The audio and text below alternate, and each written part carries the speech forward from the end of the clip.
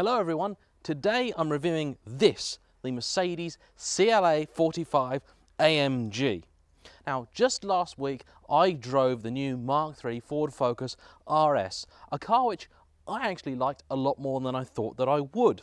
Now to many people one of that car's main rivals is the reasonably new Mercedes A45. Now unfortunately I couldn't get my hands on an A45, but I could get my hands on this because this is actually my dad's car, and as he's about to sell it I've used the excuse of nobbling the car to take some pictures for a quick review. So we're going to look at this car today and see whether it's worth buying now that used values of these mean that you could basically pick one up for more or less the same price as a new Focus RS.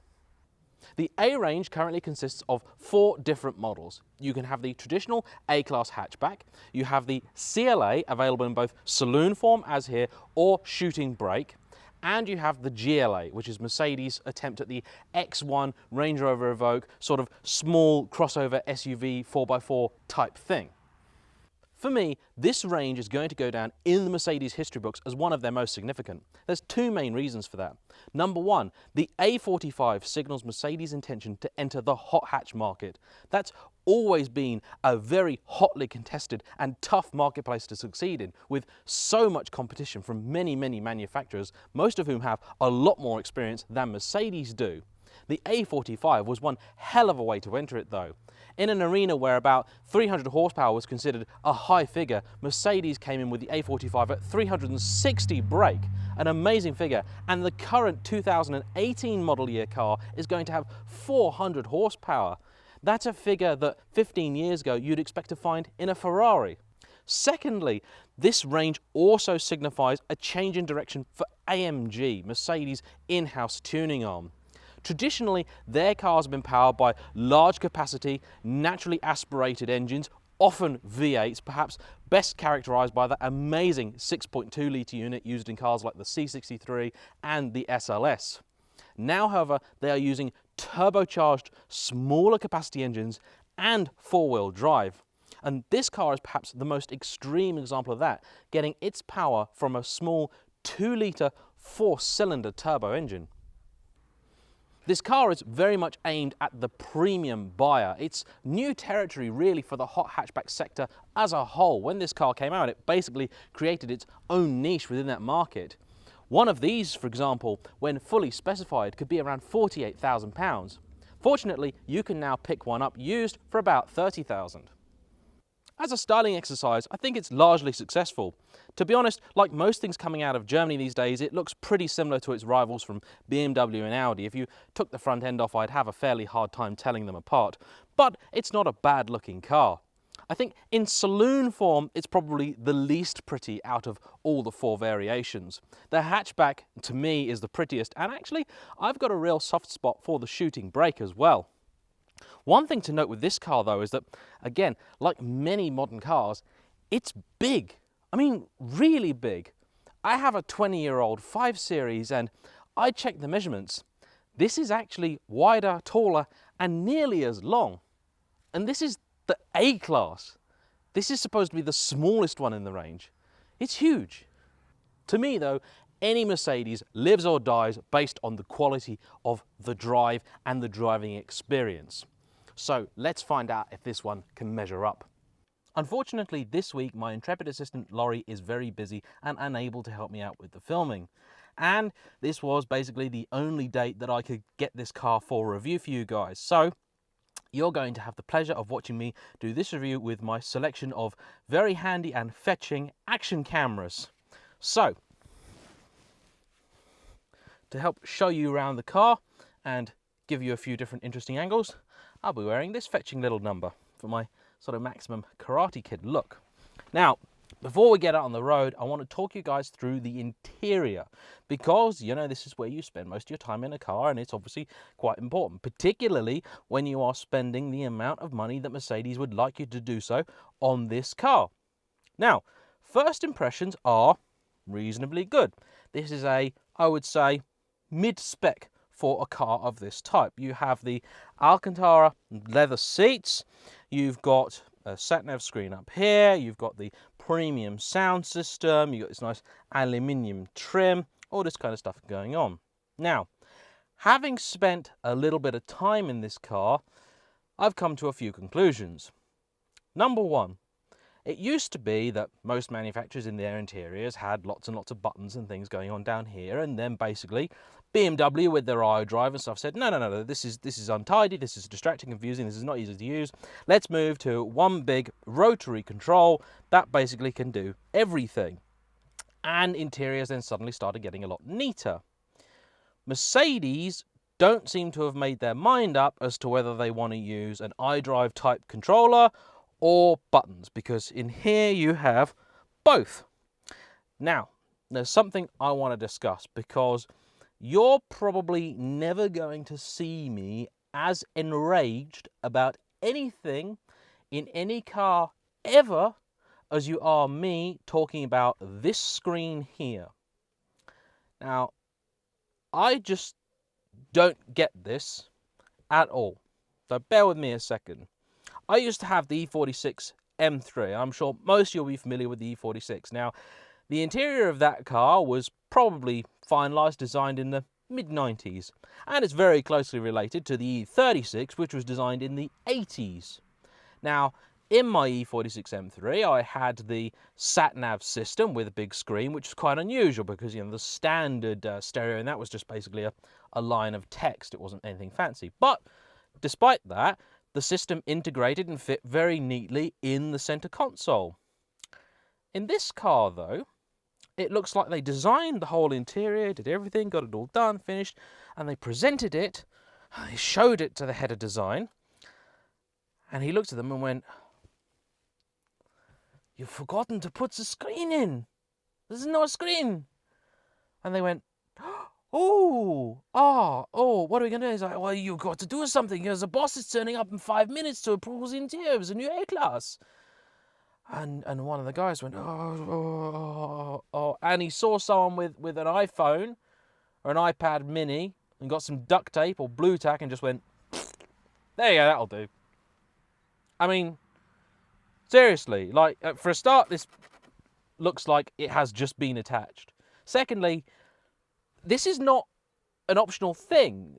Every single model in the range has one of these screens.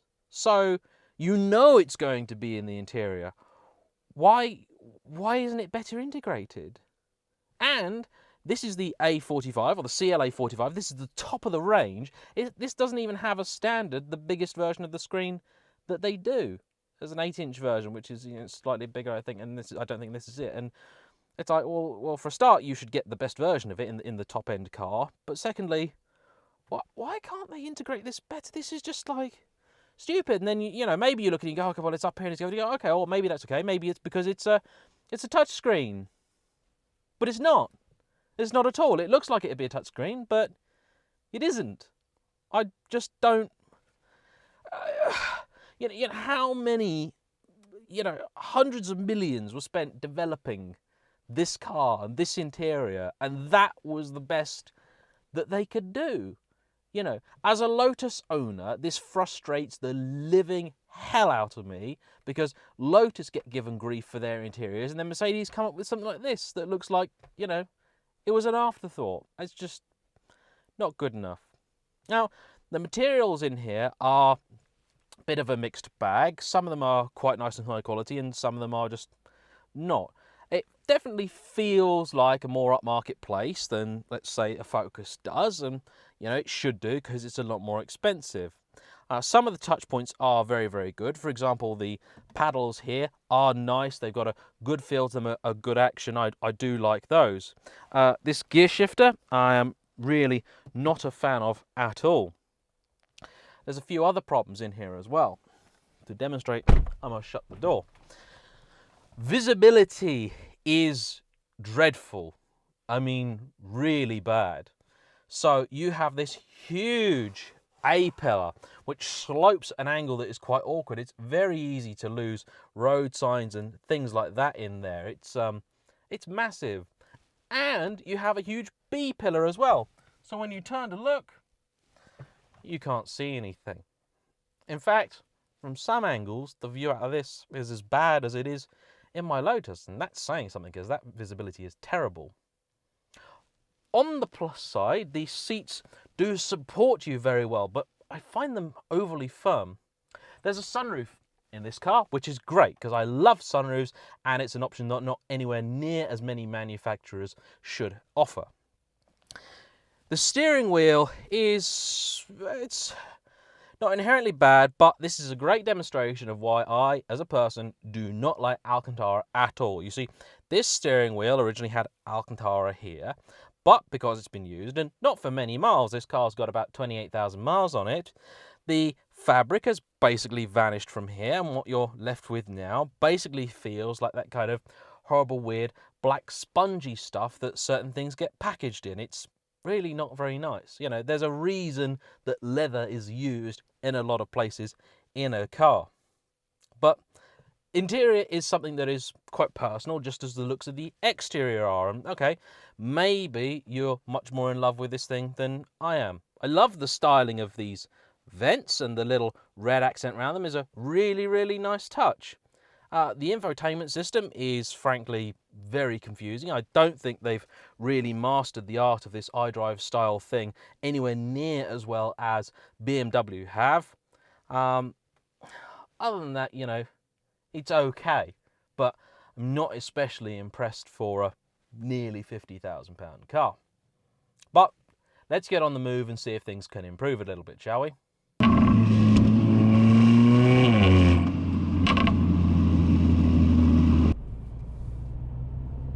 Now, I've actually had quite a bit of time behind the wheel of this car. I'd estimate I've probably done about 600 or 700 miles over the last couple of years. So I've had some time to form an opinion of this car. Now, to many people, there'll be only one question which is of any importance. Is it fast? Yes, it is. It's very fast. It's reasonably stable and planted and easy to drive quickly because you've got the four-wheel drive stability, and to be quite honest, it basically handles like a front-wheel drive car the vast majority of the time. It's very safe. When you overcook it into a corner, the front just washes wide. It's a reasonably difficult car to get into proper trouble with. And one big difference between this car and the Focus is that this car is available exclusively with a double clutch gearbox. Now, double clutch boxes are something that are relatively new for Mercedes, who've traditionally always stuck with your regular torque converter style of automatic. When this car was new, the gearbox was not good at all. For a twin clutch, it was pretty embarrassing actually. Now, the gearbox software was updated at a recent service, and that has improved things considerably. It is now not good some of the time and very good other times. Unfortunately, it is somewhat difficult to predict which mood you're going to find it in. As an automatic gearbox, the car works relatively well once you're on the move. It's pretty smooth. A lot of early double clutch boxes weren't particularly good at being autos, but this one is. It suffers when you try and change gears yourself, and here's the problem with this car. Because it is a very heavily turbocharged car, it pulls basically just as hard at 3,000 RPM as it does at 5. So there's really no reward for keeping the car in gear longer. You may as well just ride the mid-range torque.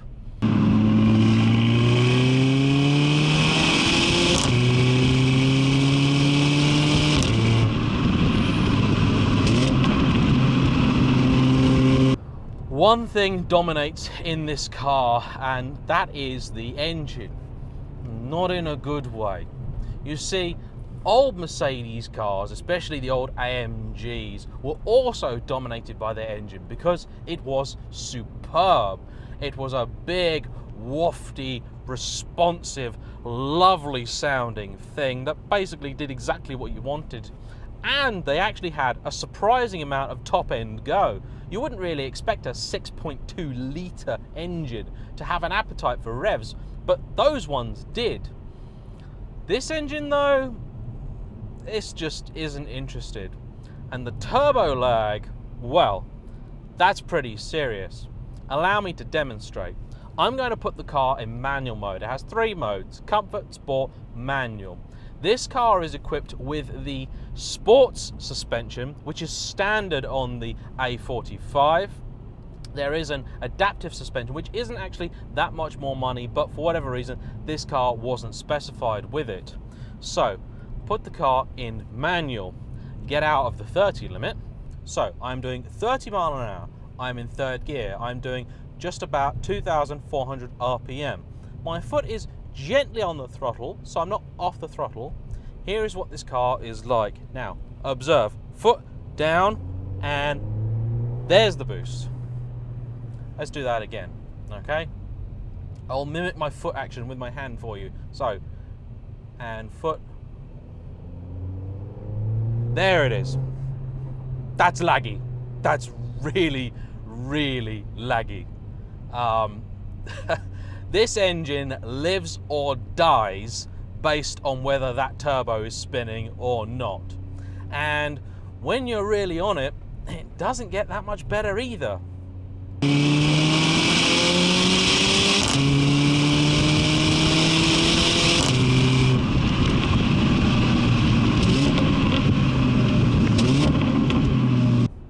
This car is equipped with the Mercedes AMG Performance exhaust. It's also an inexplicably cheap option at around £500, but I don't know what the car sounds like without it, but it hardly sounds great with it. Now, the old C63, that sounded like the devil had been possessed by Brian Blessed. It was such a fantastic sounding thing, a real baritone of an engine.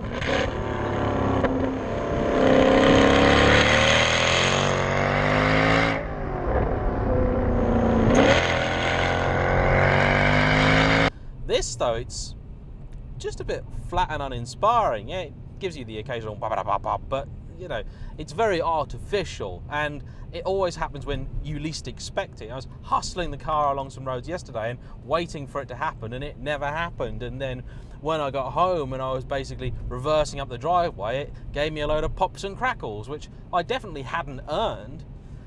Now, it's nowhere near as extreme as the M4 I drove the other week. Oh, no, you know, much quieter than that, but it's just a flat sound, really. I mean, okay, maybe it's the generation that I grew up in, but to me, you know, a fast car should sound like a bit like an old Formula One car, you know, when it goes past, or a muscle car, or something. You know, I want a sporty car to go past me like, you know, something like that. One of these goes past you and it's, I don't know, it just sounds like somebody throwing annoying fruit at a wall. All you get is just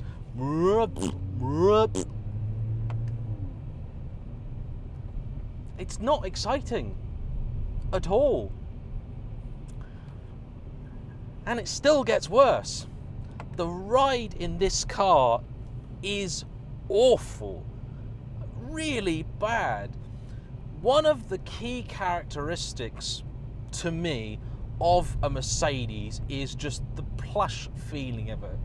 I've always been a big BMW fan, but on the few occasions when I've sat in a Mercedes, it feels to me like they've always been a much more premium place, a much nicer place to be. They've just had that real feeling of a nice old sofa about them. They're such a lovely thing to sit in, and I've always greatly enjoyed the experience. Driving my friend Steve's C63, which, had he still had it, we'd have been comparing with this, was so nice. You know, it was a reasonably decent car to hustle along, but mainly it was just extraordinarily comfortable and luxurious, and I loved it for that, because that's really what you wanted. Yeah, when you wanted to make some noise and put some 11s down, it'd do that, but generally it was just great at being a cruiser. This thing though, it is absolutely no exaggeration to say this thing probably rides as bad as my Elise. I'm serious about that. Now, the seat itself is definitely not helping because it's far too hard. It's nowhere near as supportive as it should be. That was a manhole cover and you could feel that. I don't understand what's going on. Mercedes seem to have lost their Mercedes-ness. And here's the problem, that if I want a car that's got an okay interior and rides all right, not great, but is quite quick, that's what the Focus RS is for. The idea of, to me, something like this should be that it'll go just as fast as the Focus, but it'll feel like a much more expensive car. Now on the inside, this looks like a more expensive car, but it doesn't feel it. Not at all. Every time I drive this car, I'm almost always nearly involved in some description of accident. And I shall show you why. It's when you go to pull out somewhere. So I'm sat here, comfort, normal mode. I'm at a corner with not brilliant visibility. I'm going to need to pull out of here in a hurry if I don't want to be hit, because this is national speed limit, 60 miles an hour either direction. Okay, I've got my foot on the brake. The car is doing its hill hold thing. Now, he's coming around quite slowly. I'm going to pull out and I want to show you exactly what happens with this car. So, right, I want to go, okay, foot down.